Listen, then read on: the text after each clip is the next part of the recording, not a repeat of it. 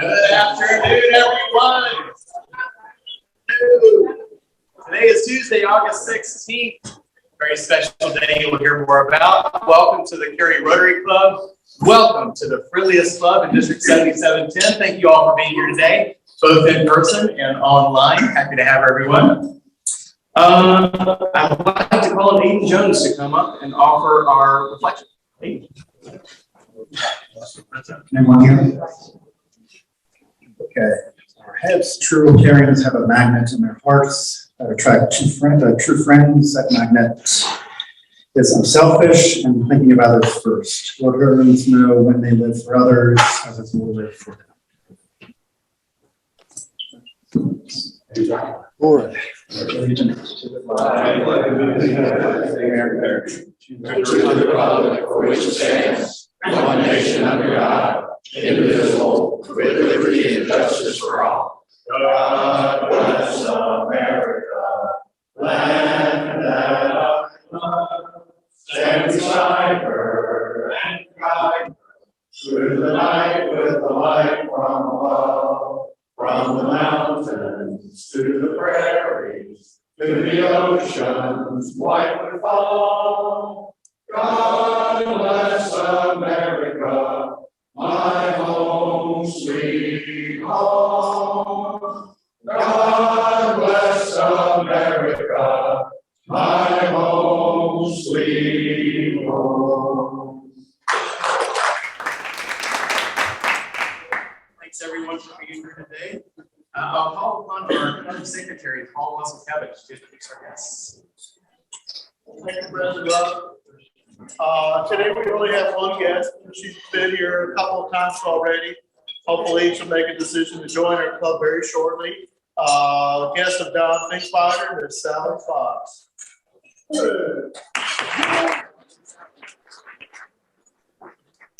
Welcome back, Sally, and thank you, Paul.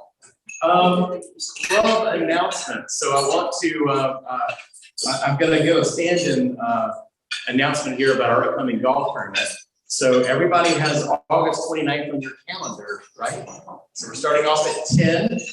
Chris informs me we have 80 golfers already registered, which is fantastic. We're going to have a great day. Now, our goal is 88 golfers. So we'd like to have 2 more persons at least sign up for August 29th. So how many know just a couple more people that play golf? Just raise your hand.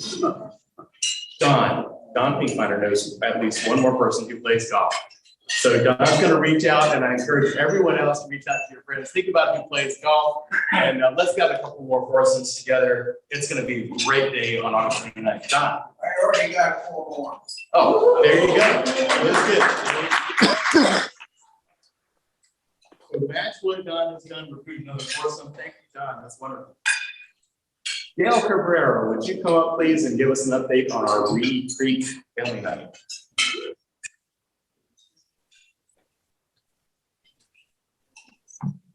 Hello, everyone. It's me again. So, not this Thursday, but next Thursday is the teacher at Reed Creek, where we are volunteering, and we're going to promote the Read a Book, Get a Book, and hopefully get some kids loving to read a little bit more. So we still have spots for volunteers. So if you'd like to volunteer, please let me know. I'll send you a mini planner with all the details in it. I'm so touched. Okay. Now, to get ready for Read a Book and meet the teacher next Tuesday before the club meeting starting at noon, we would love if you could come a little early and help us. Dorcas was kind enough to donate 7 boxes of books, and so we need to sort through the books to make sure that they are appropriate for the age levels.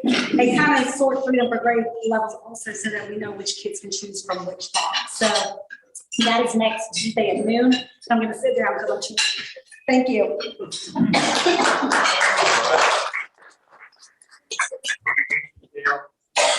So that's going to be a really special night. You know, our Read a Book, Get a Book program is one of our club pilot programs that has been going on for years, helping kids, come to reading level. And this is a great opportunity for us to introduce more kids to the program, get more teachers involved. So thank you, Gil, for leading that effort. I also want to ask our president-elect, Camille Hedrick, to come up and give us a quick update on the recent president's meeting. Okay. I can do that. She's just remembering now that I've asked her to do that. So.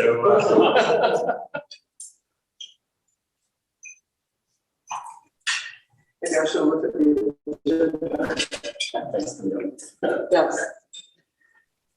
So, 4 out of the 5 current presidents met at Triangle Wine Company. I recommend Triangle Wine Company is a great place to have a meeting.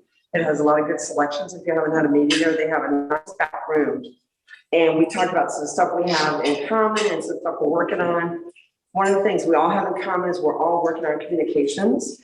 We're also all working on the extension team, which I'm going to be presenting on next week. Is that next week? And I'm pretty excited about that.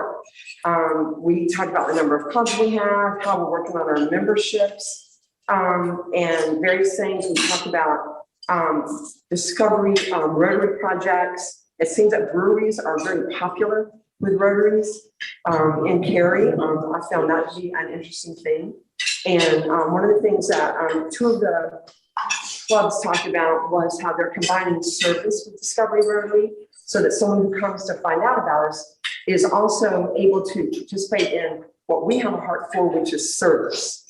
And so that was a good thing to hear and a good thing to think about. If we want someone to join us, we want to show them what we care about, which is service. Is that good enough?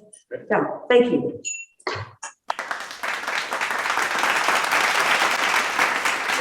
It's exciting, and I really appreciate what District Governor Nathan Thomas is trying to do in terms of fostering our collaboration among the 5 Rotary clubs and across the district. So thank you, Camille, for standing in last week, and appreciate you being there. Thanks for the update. Our Sergeant at Arms is not here today, but I would like to invite any miracle moments. Who has a miracle moment they'd like to share? Darren. As many of you know, my daughter went to RILA, thanks in large part to our group sending her to RILA. She was formally asked to come back this year to be a counselor. So she will be invited to be on the leadership staff next or this calendar year. So that was awesome. I appreciate it. Fantastic. All right. New leader. Thank you, Darren. That's great. Other miracle moments. Looking around the room. Jim. Not a miracle, but somebody asked me where I got this cool shirt, Rotary logo on it. Yep. So there's some people that might want to order them. And so next week I'll bring in the order book and you can all take a look and see what we have. T-shirts, polo shirts, and dress shirts. And all with every logo. All right, fantastic. Remember your order for next week.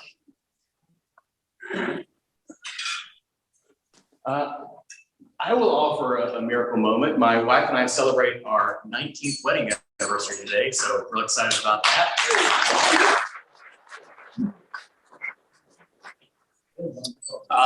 My wife Laura and I will celebrate 49 years of marriage this Friday. Congratulations again. 49 years. Very good. Well, thanks everyone. With that, we have a special guest with us here today, Carrow, and to introduce him, I'd like to ask Bruce Howell to come up, please. Bruce. Thank you, Mr. President. It is an honor to introduce Carrow to this group. Quite honestly, about half of you already know Hill personally, and he needs no introduction. But Hill's a graduate of that university over in Chapel Hill, which, you know, we Bukies have a little something in our hearts about all those Carolina grads. But Hill is chairman and CEO of the North Carolina Bid Committee. And what are they bidding for? The 2027 World University Games. And some of the things that Hill has done in the sports area in the past He helped raise $33 million for the Cary Wake Mid Soccer Park here in Cary. He helped organize the U.S. Baseball National Training Complex. He led the $17 million effort for U.S. Baseball headquarters, and wish Tony Wheelers were here. On a national and state level, he is founder of the Sports Event and Travel Association. He founded the State Games of North Carolina. Things that he has done directly in Cary. He has organized and directed the U.S. Olympic Festival, the U.S. Olympic Trials, table tennis, North American Olympic Trials, rugby. Some of the awards that he has gotten in the sports area: Sports Event, Travel Association, Sports Tourist Hall of Fame, North Carolina Swimming Hall of Fame. Let's give a round welcome to Hill Carrow.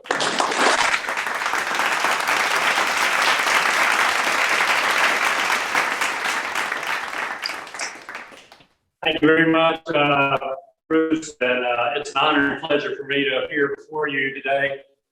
Yes, it's great to see so many familiar faces. But it's been a long time since I've been in front of this group, so I really appreciate the audience, and glad to talk about another potentially very, very exciting event for our region, and particularly right here in Cary. So I think, yep, we're all teed up over here. So I'm going to go through some slides on what's going on with our World University Games bid. Some of you mentioned that you had seen some of the recent publicity about it. So yes, that's because we're at a very exciting time in the bid process, which, by the way, has been going on for 4.5 years, and will be almost 5 years by the time they make a decision in November. So here's a little bit first about the games and what the World University Games are. And not that many people in the United States are familiar with it, because the summer games have only been in the U.S. one time. The winter World University Games have only been in the U.S. one time, and they were a number of years ago, 1993 for the summer games and 1972 for the winter games. Fortunately, a little bit of brand building. They're coming back in terms of the winter games. In this January, they'll be in Lake Placid, and that'll be the first time since '72. So this event is really considered the Olympics for college and university athletes from around the world. You'll see in some of these stats, all right, so the athletes are ages 18 to 25, and you're looking at roughly a 2-week window of time that the event is held. And we're bidding on 2027. We've worked with the universities to decide what's the best time frame. And they've decided that that period you see, the couple of weeks there in July 2027 will work best for all our local campuses and all. There's the official contingent, as it's called, official delegation is 10,000 or so. Now, this event is actually second largest to the Summer Olympic Games in terms of global Olympic multi-sport events. The Summer Olympic Games delegation is capped at 15,000. So you can see this is roughly 2/3 the size of that event. And those athletes, and all of which 7,000 are the athletes, and the rest are coaches and support and administrative officials. And we would house those on university campuses here across the region. They represent 600 universities from 150 different countries. We're projecting about 600,000 spectators, which has been the record in recent times for the event. The really important stuff is it gets thousands of hours of national and international TV broadcasts, and the economic impacts are quite significant from independent third-party studies that have shown it ranges from 150 million to 370 million, depending on the market. So there's 15 required sports in the game, many of which you would expect in any sort of Olympic style event: track and field, swimming, diving, tennis, basketball, gymnastics, volleyball, etc. But there are also some smaller sports. There's taekwondo, there's judo, table tennis, fencing, badminton, etc. And then you can propose local sports to be in the game. And we're proposing that baseball and softball, which are now under the same international governing body, and of course, USA Baseball's headquarters is here in Cary. Currently, their new building under construction, thanks to the town of Cary and Cary Parks and Recreation. And then soccer, of course, which is known internationally as football, and rugby sevens, which is the North American Olympic trials we've held right here in Cary at Wake Med Soccer Park. So the event is more than just sports. It actually is, it requires the local host to stage a major culture and arts program, also a significant education program, and actually a world conference. So it's not just about the sports aspect. Now, these games, while we haven't heard of them so much in the United States, they are considered like the next step to the Olympic Games. And that's why on this list, you see a lot of people that we're familiar with, Coach K, Coach Roy. Coach Davis actually won a gold medal in basketball in the games in 1991 with Coach Roy as the assistant coach there.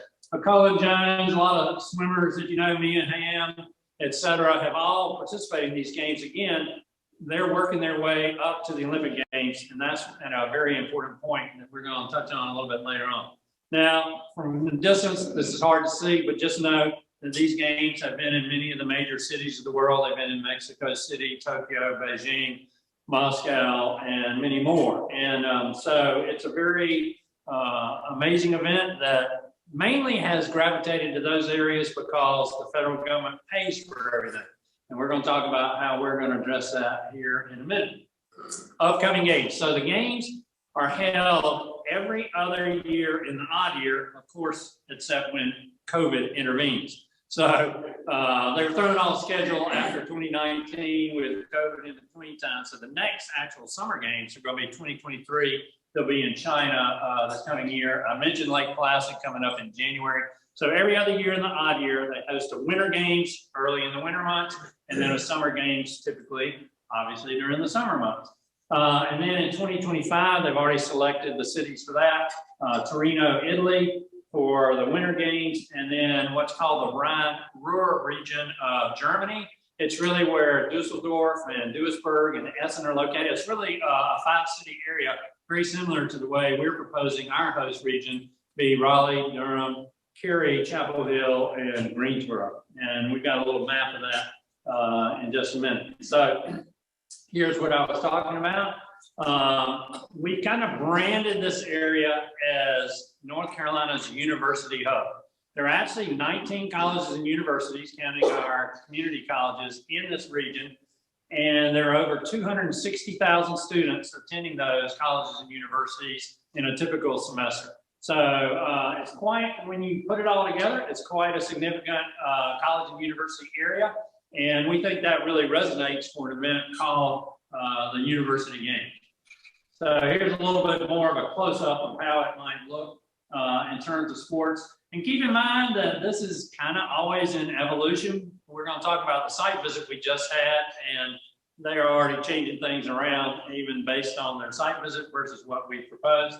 But this shows how the sports could lay out across the region, and most of them will be roughly how we're indicating here. So these are those universities I was talking about, all 19 colleges and universities.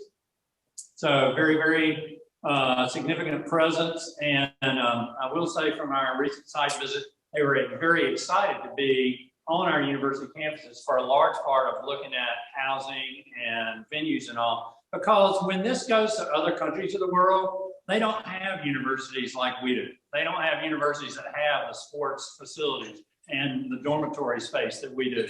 So while it's called the University Games, it's often in professional or municipal type facilities in other countries. So we're calling it kind of a bit of a return to the universities as part of our marketing for this event.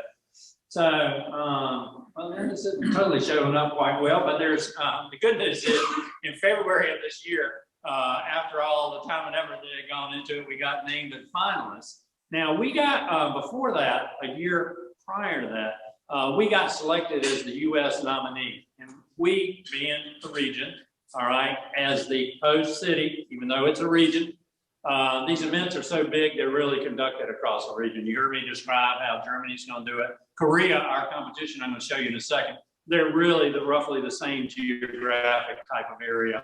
That's just how big these events are. When the Olympics come to Los Angeles, it sounds like it's in one city, right? Los Angeles. But any of you who have been to Los Angeles and traveled all the way from Irvine all the way up to the northern reaches of other cities, you know that LA is much more than just one community, and it takes all of those communities to help make an event like this successful.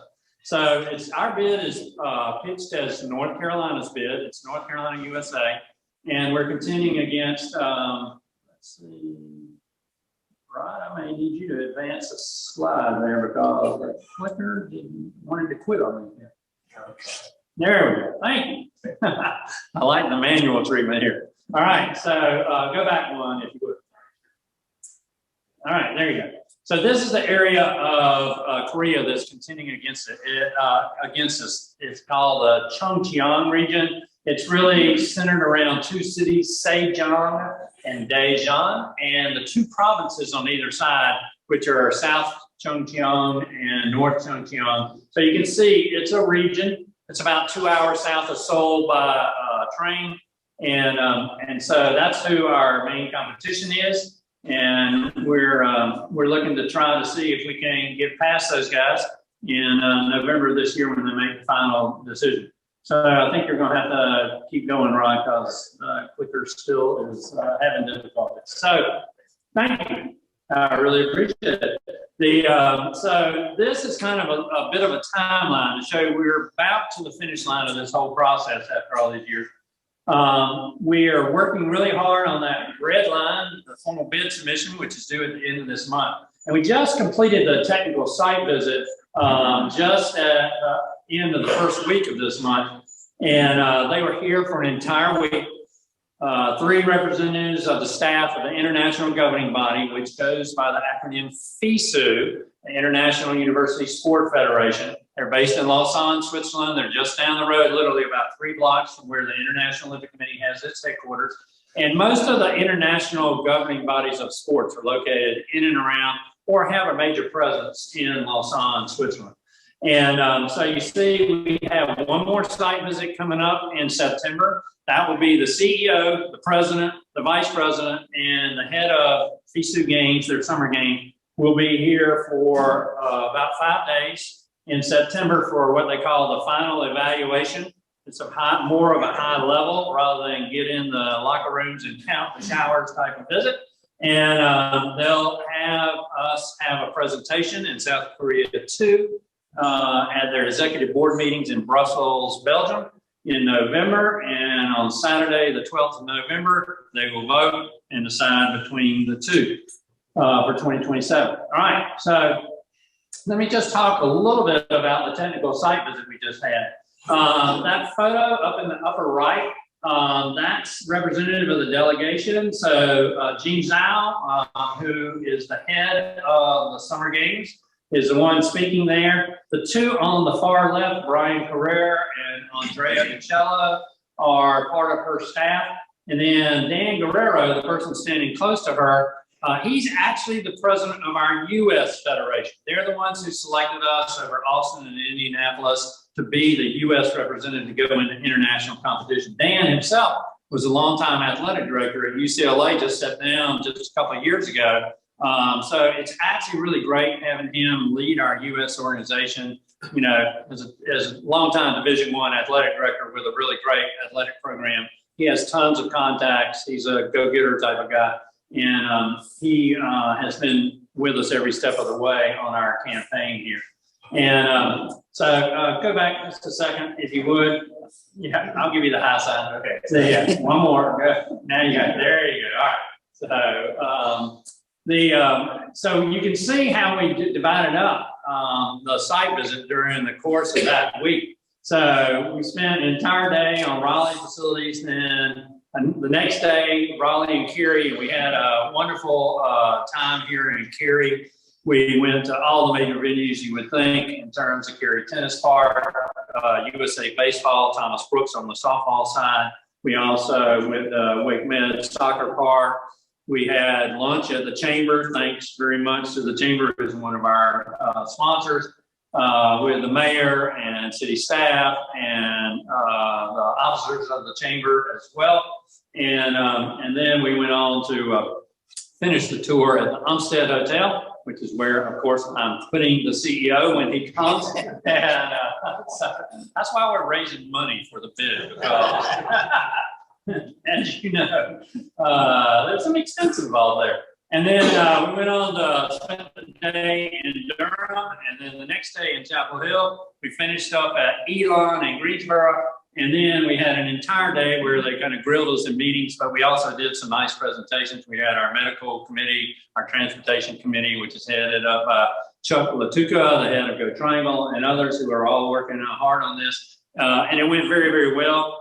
I was trying to show them, the goal of our site visit was to try to show them that we got more than enough already in place to do this event. And the good news is, by the end of it, they agreed with that assessment, and they said, we'll write you a positive report as a result. Now, Korea, our competition, has to build 9 venues, and they have to build most of the village for the athletes and all from scratch.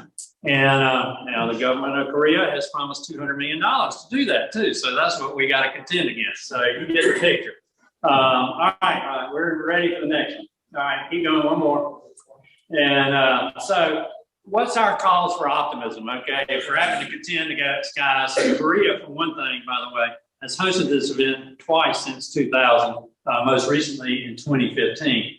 But it's been absent from America for a long time. And we think of ourselves, we're the #1 collegiate sports market in the world. There's no doubt about it. And right here in the Triangle, especially, we're probably about the #1 market in America in collegiate sports. And I think most of you guys will probably agree with that. And, but we're also the #1 sports marketing market in the world. We're the #1 sports broadcasting market in the world. Those are things that FISU, the international body, isn't like IOC. They don't have a lot of major worldwide sponsors and all. So this is a real opportunity, I think, for them to get over, get exposure in the United States, the #1 college market for sports on the planet. And there's an opportunity, because we have to get major sponsorships to be able to do this event, to help cross-seed, I think, some things for them and really help bolster international university sports here, not only in our region, but across the country. So, and then one other thing that's really important, and you can go to the next slide, is that the U.S. is hosting the Olympic Summer Games in 2028. So we're going for the year prior to the Summer Games, and it happens to be the year after World Cup's going to be in the U.S. in 2026. So I'm calling that the golden age of Olympic sports in the United States, because for every single person in this room, even if you're young and like Gail, this is going to be the most money that's ever going to be spent in our country on Olympic sports in our lifetime. Okay, just think about the circumstances that have led to this conjunction event. So we want to take advantage of that. We want to be in the sweet spot in 2027. That'll give us the greatest opportunity for sponsorships, exposure, and importantly, we'll have the very best athletes that are at that college age. Why? Because guess what? Every one of them from every country of the world is trying to be on their country's Olympic team for the next year. So they need to position themselves and be at a high level of training to be able to accomplish that. So it really bodes well, and that's why we're shooting for the year we are. Not to mention, for some of you who go back as far as I do, that date, July 13th, 2027, will be the exact same date we started the U.S. Olympic Festival 40 years prior in 1987, for any of you who remember that here in the Triangle. All right, let's move on to the next one. So why are we doing this? I mean, I think we're on a great trajectory in our area. Despite the pandemic, we're coming out of that. We've had some fantastic business announcements. Cary is probably on a roll as good as any community in North Carolina. And I think it's time that we use something like this to step up our game and show who we are on the world scale. Now, I'll tell you a little story that brings this home. So last fall, we were over in Switzerland, and I'm pitching the games to the international governing body, the various sport governing bodies of world sport who were there. And a couple of them, I was taking the pitch, and they said, Hill, to tell you the honest truth, we've never heard of Raleigh. And now we've heard of North Carolina, but we've never heard of Raleigh. And so, you know, that says a lot, I think. You know, we often read our own press here. Yes, we're the #1 place for singles, or we're the greatest state in the country for business. You know, some of those superlatives that keep rolling out of our own PR machine here. But guess what? You go to the rest of the world and we're not at that same spot that we think we are. So let's prove it and get them all here, and we'll show them what we got, and also build ourselves up at the same time and kind of take it to that next level. All right, and go one more. All right, so I want to talk to you about what we've been doing to get to this point. So we've been raising money totally privately. We've had a cash goal of about 500,000. In the end, it'll probably be another couple of 100,000 in kind above and beyond that. As a matter of fact, a number of Cary organizations have helped contribute to this. The Chamber, Hummingbird Creative is doing all our design work, our website, all those designs you see here, all pro bono for us. Our bid book, we're very appreciative of that. We've also got the Triangle Esports Academy on board, First Bank, many, and if I leave anybody out, let me know. I'm working on Gail to get Truist on board, so she can't leave this meeting without a commitment. And any others of you, I saw another Truist, and I get young lady Truist here. So y'all, I'll get both of you before the end of the meeting. But you see, we're very, very close. We only have $60,000 to go to meet our cash goal. And we're only 2 organizations away from meeting our company or organizational goal. So we're really, really proud of everybody contributing. It's a very modest amount. You can imagine, you can do the math yourself and feel like that, and figure out that it's not that much we're asking for everybody.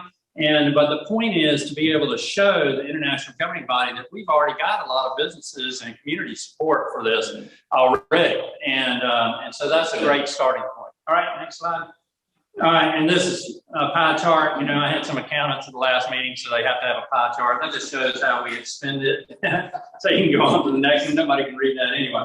And these are some of the sponsors that are involved in it, and we're really, really pleased to have it. Of course, I forgot to mention NCSC and the NC Courage that are here in Cary are part of Atlantic Tire as well, Duke Energy, and so on and so forth. So really, really good to have everybody on board. I've got one of the coups is we have every major hospital system on board and agreed to work together to provide the medical services for the games.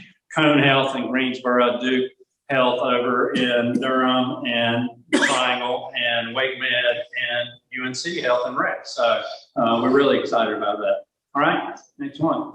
The event finances. Okay, so the budget is about $100 million cash budget, which is not insignificant, obviously. And we're working very hard to kind of get some early tentative commitments on that. You know, obviously contingent on winning the bid, and I'll talk about the biggest one we've gotten thus far next.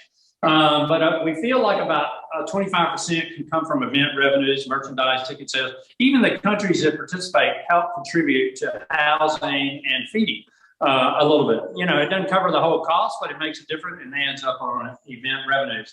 And then broadcast rights and major sponsorships really is going to be the lion's share of where the money is going to come from. And that's, again, why that 2027 timing is very important to be leading up to the LA Games. All right, next.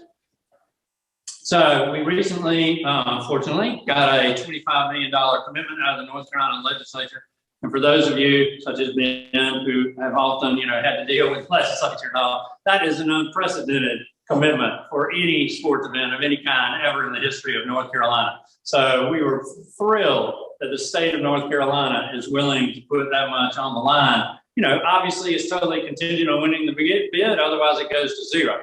But, you know, that's a big, big statement there. And it's very impressive. And our international visitors who were just here were equally impressed that North Carolina is willing to go out there for this event and really would like to see it come here. And then why did the legislature do that? 2 reasons. Number one, they see this as a huge economic development event for our state, right? It's the impacts we saw before, but also it's much more than that. And you can see that what's much more than that, it's a 5-year global marketing campaign for our state and region.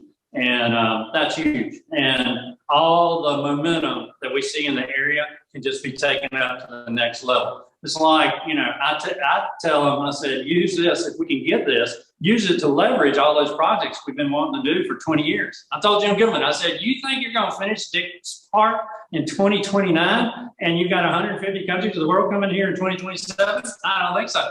So, you know, that's the kind of thinking we ought to have. Those projects we've been wanting to do, leverage them. When we did the Olympic Festival all those years ago, that's how fiber optic got laid across this region the first time. That's how the flowers got planted on all the highways across North Carolina. That's how Terminal 2 at the airport got expedited by a year and a half, and that's how I-40 got finished past Chapel Hill a year and a half early. So, you know, you got to be thinking in those terms, should we land in an event of this scale? Next. All right, so go one more slide, and then it's Q&A time. So the one thing I want to emphasize out of this slide, again, a little bit hard to read, but this event will entail more for our region than just the event itself. All right, it will have, they require us to do events leading into this event. So test events and all. When we put our cultural and arts program online, the one we did for the Olympic Festival is currently the largest cultural arts festival ever held in North Carolina. So I've charged the same person who did that, Michael Lauder, who heads arts closure in Raleigh, who worked for me at the time, to make an even bigger one. And he's heading our arts and culture program for these games. Our Olympic Festival at 464,000 spectators was the largest event that's ever been in North Carolina. 600,000, this would top that. So all these countries come over in advance to kick the tires. They want to see where their athletes are going to stay. They want to see what venue they got to get to and how they might get there. So all that activity will lead into this. Plus, we'll be able to attract other events here just based on the fact that we have this. There will be countries that come here and want to see what we're doing and make plans accordingly, and then go over to LA and make their plans for the LA games as well. So don't think of it as just 1 2-week window of activity here. It will be a lot more than that. All right. With that, I think I'm on the last slide. I'd be glad to take any questions if there's any time for that. Will all of them be staying in the university dorms? Yes, they will. Will they be in the same place or will you move them around? No, they'll be, we gave them, during our site visit, Ralph, we gave them a number of options. And in the end, I think it's probably going to end up being primarily at UNC Chapel Hill and UNC Greensboro. And so we showed them several different campus options. And they try to minimize that, you know, instead of being possible. Now, when we did the Olympic Festival, there was no requirement. We made everybody stay at Duke, State, Carolina, and UNC Greensboro, just so they'd be close to their venues. Here, there's a little higher security concerns and everything, so they'd like everybody more condensed, if you will. And so after showing them the options, I think they were pretty much leaning towards those 2 village options. And we would need to the transport system needs to get everybody to and from their venues, to and from their training sites, as well as you have to have an ongoing system that allows people who aren't competing on a day go to the venues, see their friends compete or their fellow countrymen, get to the airport and back, get all their stuff, all their equipment, and so on and so forth. So it's quite an extensive transportation system that's online that runs throughout. How about the feeding of them?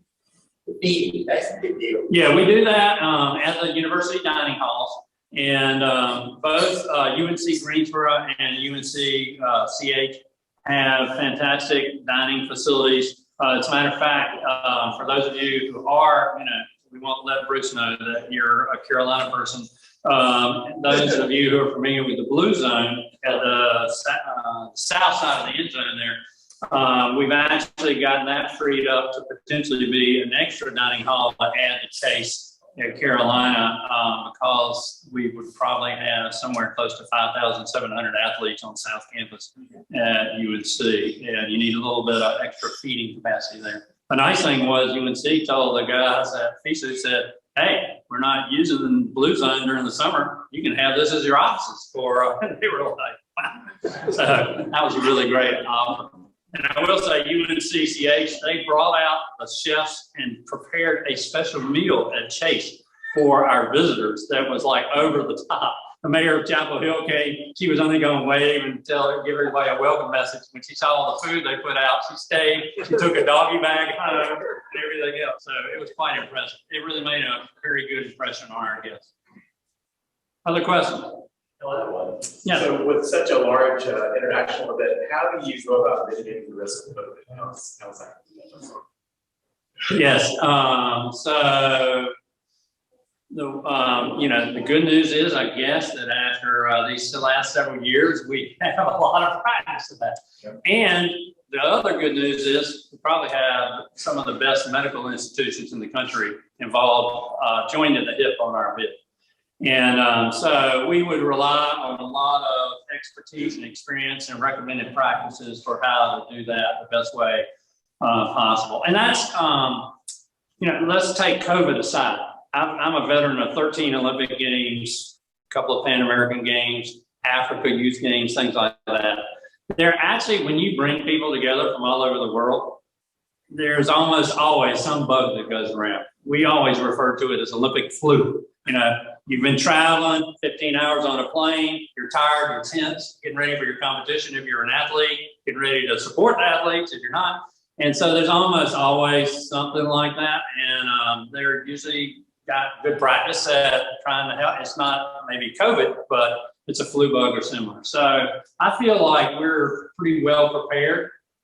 Nobody's totally prepared for something that's a pandemic scale, but that's something that we'll have a lot of crisis plans to be ready for. Yes, sir.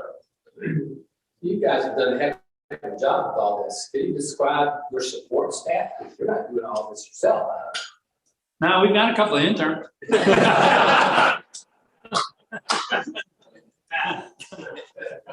Actually, the interns are, we're in a fantastic area for interns. And being in sports, everybody, it seems like, wants to work in sports, and both UNC and NC State have sports admin programs. We even get some Duke interns every now and then, though they don't have a sports admin program. But we also I had an intern this summer from George Washington University. We've had UNC Wilmington, Elon, even some other, Ohio University and others. So they have done, and I'm going to give them all credit up in the front of the bid because they've helped write the bid and things like that. But we have some very modest full-time, part-time staff, and a lot of the work is done by volunteers and all. The Transportation Committee put together a really beautiful video as part of their presentation, and that Transportation Committee starts with the Assistant City Manager of downtown Raleigh, in downtown Raleigh, all the way to the other side of Greensboro, and the North Carolina DOT. That committee's got like about 20 members on it, and really impressive. Yes, sir. Inside that circle of cities, we probably have 5,000 Rotarians. What can we do? I love it. We're going to need, and I particularly appreciate what Rotary does. You guys have been always fantastic in the communities and with all the service and outreach you do. We're going to need about 20,000 volunteers to pull this event off. And we had 10,000 volunteers during the Olympic Festival. So you can see we're going to have an up and ante here. And so there could be plenty of volunteer, and particularly, experienced folks. We want youth to be involved, we want students to be involved. That's very important because, again, these are university games. But we very much could use folks, particularly Rotary is always experienced doing a lot of events. And that kind of event management aspect is very, very important as well. So, yes, I could see, absolutely, we would love that. I won't, you do your own fundraising, so I won't tap into that. It's important for you to fund your own projects that way. We'll find others to go out and solicit the funds, but I think volunteerism could really help. We'll end up with a ton of committees and all for all the different areas you can imagine for an event this size. And we have 2 past district governors here that could help organize this all too. Love it. I'm at the right place. All right, we'll see. All right. right, so here's the one thing you can do in the meantime, send all those positive vibes over to the voters, who are actually from all over the world, but they're, based in, Lausanne.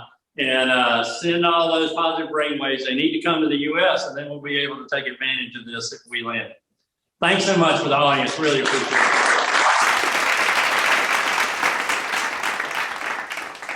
Some note cards from our Rotary organization, but drawn by Jerry Miller, one of our founding fathers here. So Absolutely. thank you very much for all that you're doing for North Carolina, putting us on the global stage. Thank you very much. It's my honor.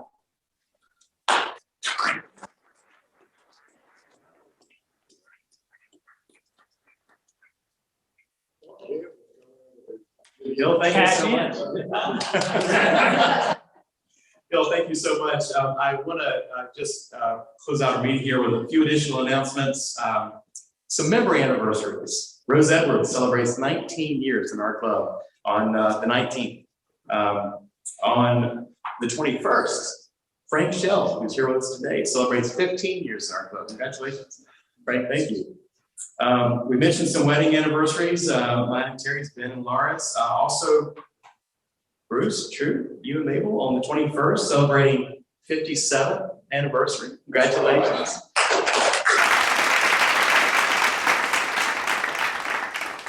On the 21st, Doug and Margaret McLean celebrate their 51st wedding anniversary. And on the 22nd, Paul and Carrow Wazelkowicz celebrate their 41st anniversary. Paul, congratulations.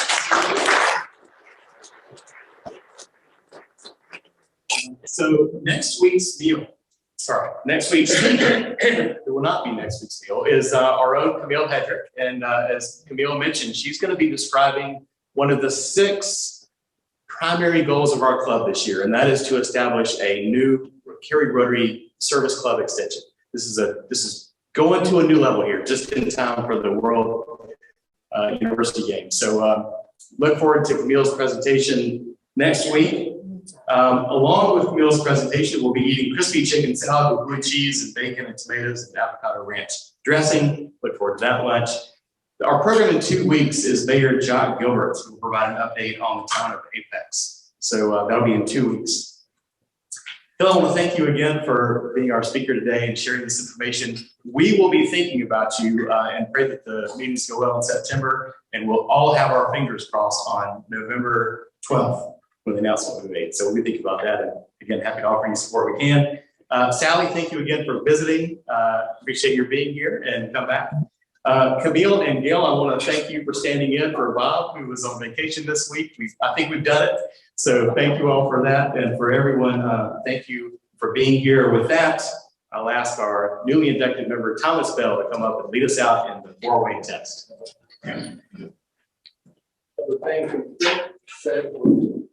Is the truth, is there all concern, will it build goodwill and better friendships, will it be beneficial to all concerned.